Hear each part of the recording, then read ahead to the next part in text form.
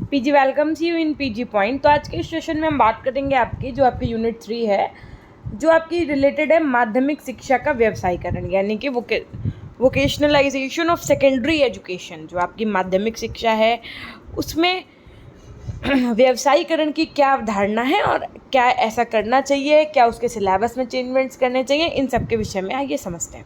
और आखिर ये ज़रूरी है तो क्यों ज़रूरी है, क्यों इसकी आवश्यकता है, क्या महत्व है, जो इससे संबंधित महत्वपूर्ण तथ्य हैं उसको हमने अंडरलाइन कर दिया है। आप लोग उस पर थोड़ा सा गौर फरमाइएगा, ठीक है। देखिए, हमारी वर्तमान शिक्षा प्रणाली बालकों के सर्वांगीण विकास करने में असफल रही है। सीधी सी बात है, जो हमारी एनईपी चल रही थी अभी तक, उसमें क्या था कि बच्चों का सर्वांगीण विकास नहीं हो पा रहा था। सर्वांगीण विकास का मतलब होता है ना सिर्फ शैक्षिक प्रवृत्ति का विकास, अपितु नैतिक विकास, सामाजिक विकास, शारीरिक विकास, हर क्षेत्र में उसका विकास नहीं हो पा रहा था। तो ये व्यक्ति के जीवन के लिए तैयार नहीं करती थी, यानी कि मतलब ऐसी स्टडी थी जो उसको सिर्फ किताबी कीड़ा बना देती थी, मतलब बुकिश थी एकदम, है ना। बच्चे का पूरा सर्वांगीण विकास नहीं करती थी और ना ही उसको जीवन जीने के लिए तैयार करती थी, यानी कि लाइफ ओरिएंटेड भी नहीं थी। तो था राष्ट्रीय उत्पादन में सहायक भी नहीं थी। तो इस कमी को ध्यान में रखकर शिक्षा के व्यवसायीकरण की मांग की जाती रही है।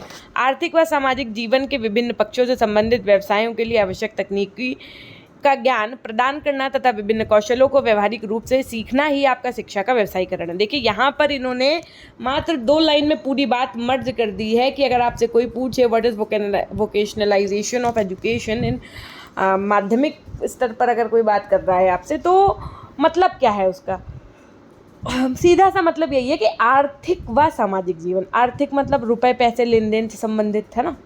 सामाजिक जीवन मतलब 4 लोगों से आप कैसे बात कर रहे हैं, कैसे आप लोगों के बीच में उठ रहे हैं, क्या आपकी समाज में इज्जत है या नहीं है, कि आप जा रहे हैं तो लोग आपसे बात तक नहीं कर रहे हैं, मुंह घुमा ले रहे हैं। तो आपका सामाजिक क्या दायित्व है, आप समाज में कैसे लोगों के समक्ष रह रहे हैं, इसके विभिन्न पक्ष, यानी कि अलग अलग पक्षों से संबंधित जो व्यवसाय होते हैं, जो आपके बिजनेस होते हैं, इनके लिए आवश्यक जो टेक्नोलॉजिकल नॉलेज होता है, जो तकनीकी ज्ञान। जैसे आजकल आप देखिए, पहले आपको सारे बिल्स कैसे मिल देते थे, हाथ में आपको पर्चा बना दिया कि हाँ 2 किलो चीनी 40 रुपये, फलाना फलाना ढकाना, ऐसे करके पूरा पर्चा बना देते थे हाथ से। अब आप सामान लेने जाइए, जितने बिल्स हैं वो आपको डिजिटली मिलेंगे, है ना। तुरंत जो है उस पर टाइप करेंगे, उसका रेट अपने आप वो ले लेगा कंप्यूटर, और उसके बाद में आपको तुरंत जैसे ही आप पेमेंट करेंगे आपको बिल मिल जाएगा। तो ये क्या है, ये तकनीकी से संबंधित ही तो चीज़ें हैं, है ना। तो ऐसा ज्ञान बच्चों को प्रोवाइड करवाना और उनके जो विभिन्न कौशल हैं, कौशल का मतलब जो उनकी स्किल्स हैं, इनको व्यवहारिक रूप से सीखना। अब पता है, जैसे मान लीजिए किसी बच्चे के अंदर क्या है, खूब सुंदर सा चित्र बनाने की कला है, लेकिन अगर उसको हम एक्सप्लोर नहीं करवाएंगे, अगर हम बच्चों को उस चीज़ का महत्व नहीं बताएंगे, तो एक अच्छे आर्टिस्ट कैसे जन्म लेंगे अपने देश में, है ना। तो बच्चों के स्किल्स को व्यवहारिक रूप से सीखना, ये सब कुछ आपका शिक्षा का व्यवसायीकरण है। शिक्षा के व्यवसायीकरण से आशय है शिक्षा को व्यवसाय उन्मुखी और रोजगार परक बनाने से है, यानी कि बच्चे को पढ़ाई के साथ साथ उसको बिजनेस ओरिएंटेड चीज़ें भी सिखाइए, जो उसकी जॉब ओरिएंटेड चीज़ें हैं वो भी सिखाइए, ताकि आने वाले समय में, यानी कि भविष्य में, वो अपना जीवन यापन अच्छे से कर पाए। व्यावसायिक शिक्षा प्रदान करना ही शिक्षा का व्यवसायीकरण है। ये केवल व्यावसायिक शिक्षा प्रदान करने तक ही सीमित नहीं है, वरन इस शिक्षा के माध्यम से व्यक्ति का सर्वांगीण विकास करना है। और शिक्षा के व्यवसायीकरण के लिए सामान्य शिक्षा के पाठ्यक्रमों में व्यावसायिक ज्ञान, कौशल व तकनीकों को सम्मिलित करना होगा, ताकि छात्र अपना अध्ययन पूरा करके जीविकोपार्जन में सक्षम हो सके। ठीक। अब माध्यमिक शिक्षा का व्यवसायीकरण का अर्थ क्या है, तो साधारण शब्दों में अगर मैं बात करूँ, इन सिंपल वर्ड्स में अगर मैं बात करूँ, तो व्यवसायीकरण से मतलब होता है किसी व्यवसाय के प्रशिक्षण, किसी भी व्यवसाय का प्रशिक्षण, यानी कि ट्रेनिंग ऑफ एनी वोकेशन, या कह लो आप बिजनेस। छात्र को कोई एक व्यवसाय सीखने से है, यानी कि बच्चे को किसी एक व्यवसाय को सिखाने से, ताकि वो सुगमतापूर्वक अपना जीवन यापन कर ले। जैसे मान लीजिए आपने बच्चों को टेक्नोलॉजी नॉलेज दे रखा है एजुकेशन के साथ साथ, तो भाई वो उसी के सहारे आगे चल के एटलीस्ट अपनी कोई जॉब कर पाए, अपना कोई बिजनेस खोल पाए। तो ऐसा तो नहीं होगा कि पढ़े लिखे बेरोजगार घूम रहे हैं, ये चीज़ें नहीं होनी चाहिए। तो इसका भाई पढ़ा लिखा अगर आज कोई युवा बेरोजगार है, तो कहीं ना कहीं उसका मतलब ये है कि उसकी शिक्षा में कमी रही है, उसकी शिक्षा की गुणवत्ता में कमी रही है। आखिर 100 बच्चों ने बीटेक किया, उनमें से 10 की जॉब लगी, बाकी के 90 की अगर नहीं लगी है, तो जॉब नहीं लगी तो एटलीस्ट अगर उन्होंने मान लीजिए कंप्यूटर साइंस से पढ़ाई की है या मैकेनिकल से की है, जो भी उन्होंने किया, तो एटलीस्ट उस क्षेत्र में वो अपना कुछ स्वयं से तो कर सकते थे, यानी कि खुद से सेल्फ डिपेंडेंट तो हो सकते थे। लेकिन अब आजकल की पढ़ाई एक तो इतनी महंगी हो गई है कि पेरेंट्स बेचारे वो भी क्या करें, 2-2 ढाई लाख रुपए बच्चे की पढ़ाई में खर्च कर देते हैं। फिर वो सोचते हैं कि बच्चे को जॉब ही मिल जाए, है ना। बिजनेस अगर कराना पड़ जाएगा तो इतनी वो धनराशि कहाँ से लाएंगे, ये भी एक बात है ना, इतनी पूंजी भी तो होनी चाहिए उसके लिए। तो खैर बहुत सारे पहलू हैं इस चीज़ के लिए, लेकिन सरकार ने कहा, मतलब इनका जो आपके जो अलग अलग मनोवैज्ञानिक हैं, जो शिक्षाविद हैं, इनका कहना था कि बच्चों को पढ़ाई सारी बुकिश लैंग्वेज पे डिपेंडेंट जो है, पूरा किताबी कीड़ा नहीं बनाना है हमको। बच्चों को पढ़ाई के साथ साथ जो उसकी स्किल्स हैं, जो उसके कौशल हैं, उनको भी विकसित करना है ना। तो कोठारी कमीशन के अनुसार व्यावसायीकरण का अर्थ क्या कहा गया कि हम देखते हैं कि भविष्य की विद्यालयी शिक्षा का स्थान साधारण शिक्षा व तकनीकी शिक्षा से लाभप्रद संयोग में है, जिसमें पूर्व तकनीकी शिक्षा और व्यावसायिक शिक्षा के कुछ हिस्से शामिल हैं और परिणाम स्वरूप सामान्य शिक्षा का तत्व आ जाता है। हम जिस प्रकार के समाज में रह रहे हैं उसमें इन दोनों प्रकार की शिक्षा को अलग अलग करना अनुचित ही नहीं वरन असंभव है। आज आप सोचिए कि टेक्नोलॉजी को किसी क्षेत्र से अलग कर देंगे तो ये असंभव ही है ना। माध्यमिक शिक्षा के व्यवसायीकरण का उद्देश्य न केवल देश की युवा पीढ़ी को अभ्यास एवं प्रशिक्षण के लिए प्रशिक्षित करना है, बल्कि उन्हें विभिन्न प्रकार की नौकरियों के लिए स्वयं को अनुकूलित करने के लिए तैयार करना भी है। ऐसा नहीं है कि बस हम आपको पढ़ा करके ही छोड़ देंगे, बच्चों को उस लेवल का पढ़ाना, उसके बाद में उनको जॉब दिलवाना और उनको उस चीज़ में ट्रेंड करके अच्छी जगह पे पहुंचाना, ये भी हमारी शिक्षा का एक उद्देश्य है। व्यवसायीकरण एक व्यापक शब्द है अपने आप में। जो आपका वर्ड है व्यवसायीकरण, वोकेशनलाइजेशन, ये अपने आप में एक बहुत विस्तृत व्याख्या वाला शब्द है, एक बहुत व्यापक शब्द है, जिसमें शिक्षा प्रक्रिया से संबंधित विभिन्न पहलू शामिल हैं। कौन कौन से? तो चाहे वो आपका प्रौद्योगिकी से हो, यानी कि इंडस्ट्रियल से रिलेटेड हो, या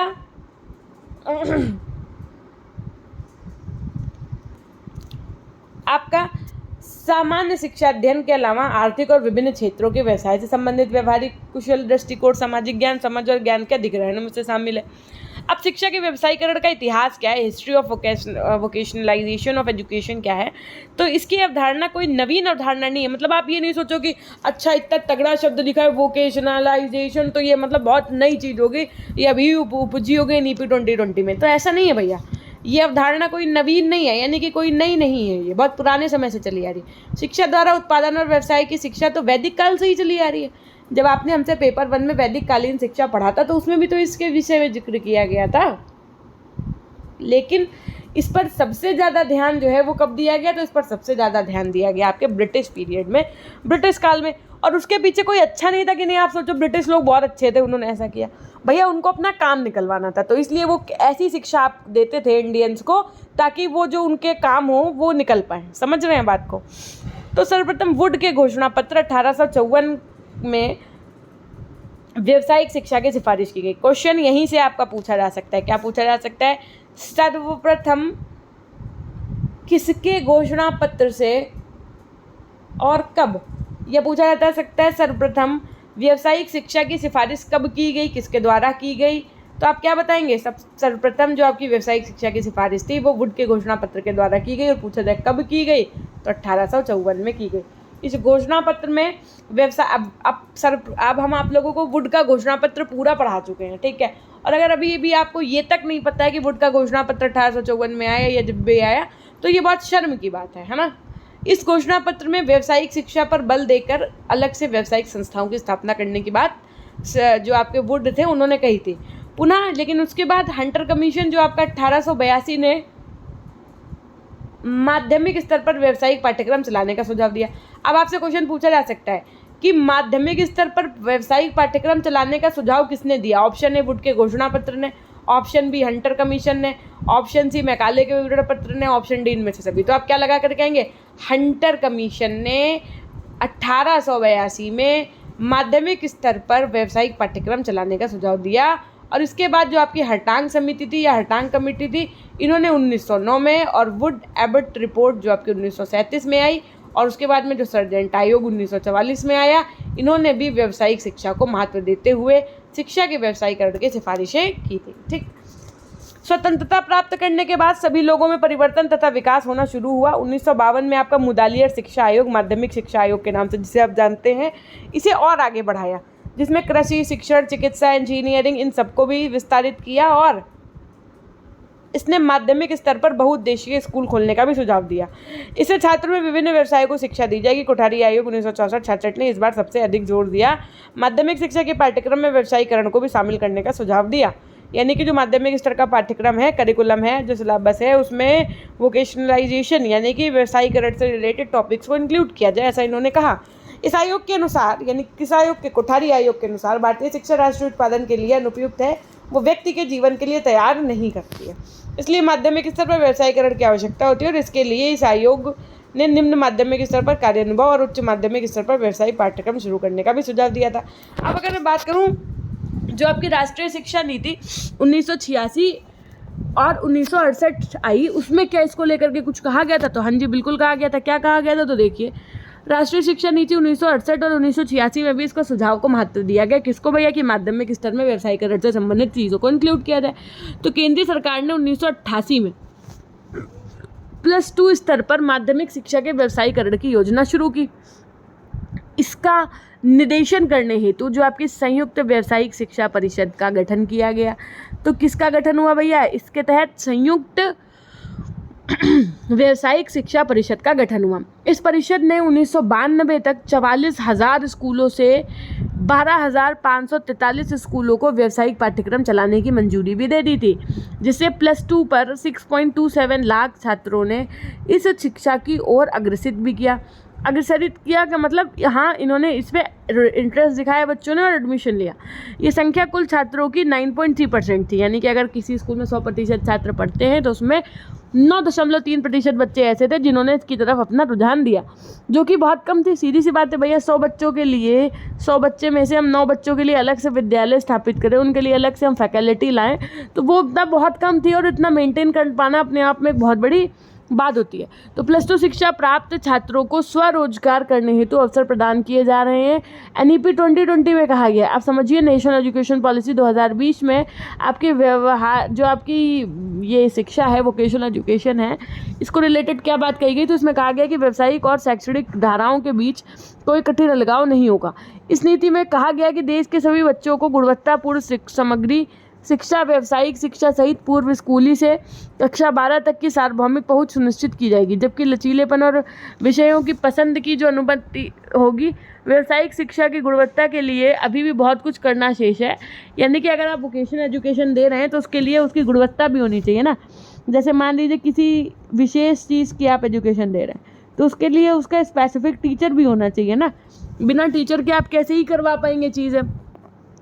माध्यमिक शिक्षा के व्यवसायीकरण के क्या उद्देश्य थे? तो इनका उद्देश्य था कि जो ग्रामीण विकास करना, यानी कि गांव के जो क्षेत्र हैं उनका विकास करना और रोजगार उपलब्ध कराना, साथ में ये जो आपके बेरोजगारी है, ये जो निर्धनता है, इसको दूर करना, कहीं ना कहीं राष्ट्र विकास के लिए भी और औद्योगिक क्षेत्रों के कार्मिकों के कुशल बनाने के लिए भी, साथ में उच्च शिक्षा में भीड़ कम करना और केवल योग्य छात्रों को ही उच्च शिक्षा में प्रवेश देना, छात्रों में व्यावसायिक पाठ्यक्रमों के प्रति रुचि उत्पन्न करना और स्वरोजगार के लिए बालकों को तैयार करना। ठीक है। इसके अलावा माध्यमिक शिक्षा के व्यवसायीकरण की क्या आवश्यकता है, क्या नीड है? उसके लिए सबसे पहली बात तो आर्थिक आवश्यकता के लिए, आर्थिक विकास के लिए। आर्थिक विकास सबको पता है, रुपए पैसे से लेन देन संबंधित आजकल सभी को ज़रूरत है। बेरोजगारी की समस्या को हल करने के लिए भैया, बेरोजगार जैसे मान लीजिए 100 बच्चों ने बीटेक किया, अगर 100 के 100 बच्चे केवल जॉब के भरोसे बैठेंगे तो क्या चीज़ें देश में संभव हो पाएंगी? अब आजकल आप खुद देखिए कि मान लीजिए 1 लाख बच्चों ने बीएड किया, समझिएगा बात को, 1 लाख बच्चों ने बीएड किया और सब ये बीएड वाले यही चाहते हैं कि इनको क्या मिल जाए, गवर्नमेंट जॉब मिल जाए। अगर ये गवर्नमेंट जॉब सबको मिल जाएगी तो ये जो प्राइवेट स्कूल्स हैं ये तो बंद ही हो जाने हैं फिर, है ना। तो इस वजह से जो बेरोजगारी है इसको हल करने की समस्या में अर्थात स्वरोजगार बच्चों को मिले, इसलिए उनको इस हिसाब से ट्रेन करना था। छात्रों की योग्यता सूचियों एवं गुणों को प्रशस्त करने के लिए, यानी कि जो उसमें एलिजिबिलिटी है उसको और ज़्यादा डेवलप करने के लिए, आत्मसंतुष्टि के लिए और उसके साथ में नैतिक और सांस्कृतिक विकास के लिए, बौद्धिक क्षितिज का विस्तार करने के लिए, शिक्षा प्रक्रिया को उद्देश्यपूर्ण बनाने के लिए। अब आप सोच रहे होंगे मैम इसमें कुछ आप पढ़ाई है वो, देखिए इसमें बेटा ऐसा कोई पॉइंट नहीं है कि जो आपके मतलब ऐसा हो कि हाँ इससे MCQs बन रहा हो या ये बहुत इंपॉर्टेंट हो, या ऐसा पॉइंट हो कि जो आपको समझ ना आ रहा हो। जैसे शिक्षा के प्रचार प्रसार के लिए आपकी वोकेशनल एजुकेशन इंपॉर्टेंट है। तो सीधी सी बात है, इसमें हम आपको क्या समझाएं भाई, सीधी सी बात है, अगर आप बच्चे को व्यावसायिक शिक्षा देंगे तो शिक्षा के क्षेत्र में प्रचार प्रसार ही तो होगा, वो चीज़ और ज़्यादा वाइड ही तो होगी। तो इसमें कुछ समझाना नहीं है ना, ये शब्द ही अपने आप में हेडिंग्स ही कंप्लीट कर देनी है बात को। स्कूल छोड़ने की दर में कमी, सामान्यतः देखा जाता था कि 8वीं या 10वीं के बाद छात्र पढ़ाई छोड़ देते हैं, लेकिन यदि माध्यमिक शिक्षा में व्यवसायीकरण किया जाता है तो छात्रों को उनकी रुचियों के और उद्देश्यों के अनुरूप व्यावसायिक विषय चुनने की स्वतंत्रता मिलती है। इससे वे विद्यालय में बने रहते हैं और जिसके कारण स्कूल छोड़ने की दर भी कम हो जाती है। मतलब जैसे मान लीजिए किसी का मेहंदी डिज़ाइन लगा, मेहंदी में इंटरेस्ट है, आर्टिस्टी में इंटरेस्ट है, तो वो आगे चल के अपना आर्टिस्ट वाले में जो है ज्वाइनिंग ले लेता है। तो इस वजह से उसका एरिया ऑफ इंटरेस्ट बना रहता है और वो स्कूल को नहीं छोड़ता है। माध्यमिक स्तर पर मुख्य व्यावसायिक क्षेत्र जो है वो कौन कौन से, तो सबसे पहली बात तो कृषि से संबंधित जो क्षेत्र हैं, चाहे वो आपका फसल विज्ञान हो, पशुपालन, डेयरी फार्म, मुर्गी पालन, मत्स्य पालन, फलों का संरक्षण यानी प्रिजर्वेशन ऑफ फ्रूट्स, कृषि यांत्रिकी, यांत्रिक कीटाणुनाशक जो आजकल दवाइयाँ हैं खेतों में डाली जाती हैं, इंसेक्टिसाइड्स, पेस्टिसाइड्स वगैरह, ये सब आपका कृषि के अंतर्गत आ जाएंगे। वाणिज्य के अंतर्गत जो ऑफिस का पूरा काम का मैनेजमेंट करना है ना, सारा आपका डेटा मैनेज करना, ठीक है, कर कानून, स्टोर कीपिंग, बीमा, आयात निर्यात, टंकण, ये सब, टंकण मतलब टाइपिंग होता है, ठीक है, इन सबको मैनेज करना। गृह विज्ञान हो गया, पैरामेडिकल हो गया, तकनीकी हो गया, और अन्य के अंतर्गत आपका जैसे मान लीजिए बच्चों को फोटोग्राफी हो गया, किसी का चित्रकला में इंटरेस्ट है, मुद्रण कला, नृत्य संगीत, पुस्तकालय सेवा, टूरिस्ट गाइड, ब्यूटिशियन, बागवानी, शिल्पकला, बहुत सारे आपके स्किल बेस्ड चीज़ें हैं जिनको आपका क्या करना चाहिए, वोकेशनल एजुकेशन के रूप में बच्चों को माध्यमिक शिक्षा में प्रोवाइड करवाना चाहिए। माध्यमिक शिक्षा के व्यवसायीकरण में कौन कौन सी बाधाएं उत्पन्न आती हैं, आखिर अगर हम बच्चों के माध्यमिक शिक्षा में व्यवसायीकरण वाले जो ये विषय हैं इनको इंक्लूड कर दें तो क्या क्या बाधाएं उत्पन्न आएंगी, क्या क्या ऑब्स्टिकल्स आएंगे, क्या क्या प्रॉब्लम्स राइज होंगी। तो पहली बात तो संसाधनों का अभाव है, सीधी सी बात है, संसाधन ही नहीं है उपयुक्त, छात्रों में रुचि ना होना। अब मान लीजिए कि हमारे पास 2 स्ट्रीम है और उन दोनों स्ट्रीम में बच्चों को रुचि नहीं है, बच्चे का इंटरेस्ट ही नहीं है। उचित पाठ्यक्रम की व्यवस्था ना होना, अगर हर एक फील्ड में आपको हर एक क्षेत्र में अपना वोकेशनल एजुकेशन लाना है तो उसके लिए एक निर्धारित करिकुलम होना चाहिए, वो भी नहीं है। सैद्धांतिक पक्ष को ज़्यादा महत्व देना, व्यवहारिक ज्ञान पर कम बल देना, सबसे ज़्यादा तो बेकार ही बात यही है कि पता चले आप उस चीज़ को सैद्धांतिक यानी कि जो रटी रटाई थ्योरी है आप उसको वो बता रहे हो, आप उसको प्रैक्टिकल नॉलेज तो दे ही नहीं रहे हो। अगर आप स्किल बेस्ड चीज़ों को करवाना चाहते हो तो उसमें बच्चे के लिए इंपॉर्टेंट होता है प्रैक्टिकल नॉलेज, ना कि थ्योरेटिकल नॉलेज। थ्योरेटिकल तो बच्चा खुद से भी सेक्शन कंप्लीट कर सकता है। संसाधनों का अभाव रहता है, प्रशिक्षित शिक्षकों का भी अभाव रहता है। अब आर्टिस्ट टीचर ढूंढना अपने आप में बड़ी बात है। प्रयोगशाला की उचित व्यवस्था ना हो पाना, धनराशि का उचित उपयोग ना हो पाना, ये सब चीज़ें क्या है, समस्याएं। अब इन समस्याओं को यदि समाधान की बात की जाएगी तो रोजगार के अवसर उपलब्ध कराना, +4 स्तर की व्यावसायिक शिक्षा प्राप्त छात्रों को रोजगार के लिए अवसर उपलब्ध कराए जाए जिससे वे शिक्षा में रुचि ले सकें, और शिक्षा का महत्व बताना, व्यावसायिक विद्यालयों की पृथक व्यवस्था की जाए, यानी कि जो वोकेशनल एजुकेशन रिलेटेड आपके स्कूल्स हैं इनका सिस्टम ही अलग कर दिया जाए। और जो बच्चे इसमें एडमिशन लेते हैं तो उनका पाठ्यक्रम में भी सुधार किया जाए, व्यवहारिक शिक्षा पर बल दिया जाए, आर्थिक सहायता हो, साथ में धनराशि का उचित प्रयोग किया जाए और योग्य शिक्षकों की नियुक्ति की जाए, ठीक है। अब देखिए माध्यमिक स्तर पर शिक्षा के व्यवसायीकरण करने के लिए ये आवश्यक है कि केंद्र और राज्य सरकारें जो आर्थिक सहायता प्रदान करती हैं उनका प्रयोग ठीक दिशा में किया जाए। ऐसा ना हो कि सब खा जाए, है ना, बीच में बिचौलिए बहुत आ जाते हैं ना, है ना। तो कहने का आशय ये है कि जो केंद्र और राज्य सरकारों की तरफ से रुपए आ रहा है, जो रुपए जिस चीज़ के लिए आ रहा है, आप विश्वास मानिए अगर वो रुपए देश में उस चीज़ के लिए लग जाए पूरा, तो आज जो हमारे देश की रोडें ख़राब हो, चाहे वो शिक्षा व्यवस्था ख़राब हो, चाहे वो आप किसी दफ्तर में जाते हैं तो आपका कार्य नहीं हो पा रहा है, चाहे वो काम हो, सब कुछ अभी राइट टाइम हो जाएगा। कब राइट टाइम हो जाएगा, जब आपको बताऊँ मैं, जो राज्य सरकार और केंद्र सरकारें होती हैं वो मतलब हर एक क्षेत्र में, हर एक विभाग में इतना धन दे देती हैं, लेकिन एक्चुअल में जो ये रुपए होते हैं, ये धन होता है, ये उस सही जगह पर नहीं लग पाता है, ठीक। तो आजकल जानते हैं कैसा समय चल रहा है। इस क्षेत्र में से जुड़े सभी व्यक्ति अपना कार्य कर्तव्य निष्ठा तथा ईमानदारी से यदि करें तो ऐसा ही हो जाएगा, तो कम सुविधाओं में भी अच्छे परिणाम प्राप्त होंगे आपको। लेकिन आजकल आप देखिए, आप सोचिए कितना गिरा से गिरा स्तर का काम होता है। आपको मैं एक उदाहरण स्वरूप, मतलब मैं क्या ही बताऊं, मतलब मेरे पास लाइव प्रूफ नहीं है, बट ये सच है कि जो प्राथमिक विद्यालय होते हैं उनके लिए जो भोजन व्यवस्था चलती है ना, स्कीम मिड डे मील वाली, उसमें जो भोजन के लिए जितना अन्न आता है उसमें तक कटौती हो जाती है। जितना उस चीज़ के लिए रुपए आता है उसमें तक बंदरबाट एक तरीके का हो जाता है। ये सीन चल रहा है, और नो डाउट कि सिर्फ ये चीज़ें हमें पता है, आप इस देश में रह रहे हैं, आपको भी पता है। लेकिन ना मैं कुछ कर सकती हूँ ना आप कुछ कर सकते हैं। लेकिन कहते हैं कि बूंद बूंद से घड़ा भरता है। जब आप अपने भविष्य में कभी इस स्तर पर आइएगा तो आप हमारी बातें याद रखिएगा या थोड़ा सा अपने आप को सोचिएगा कि अपनी करनी जिसको कहते हैं ना बनाना है। तो ऐसे घटिया काम की तरफ बिल्कुल नहीं करिएगा, ऐसे घटिया काम की तरफ, ऐसे घटिया लोगों से बिल्कुल एकदम दूर रहिएगा। आप अपने काम से मतलब रखिएगा बस, है ना। कोई ज़बरदस्ती आपसे थोड़ी ना घूस लेगा ना देगा, ठीक, जब तक आप नहीं चाहेंगे। तो नेक्स्ट टॉपिक जो है वो आपका प्राइवेटाइजेशन ऑफ स्कूल से डिपेंडेंट होगा। वो तो हम करवाएंगे, लेकिन बहुत बच्चों को ये नहीं समझ में आता है कि मैम जो 300 MCQs वाली क्लासेस आपने करवाई हैं वो हम कैसे पढ़ें।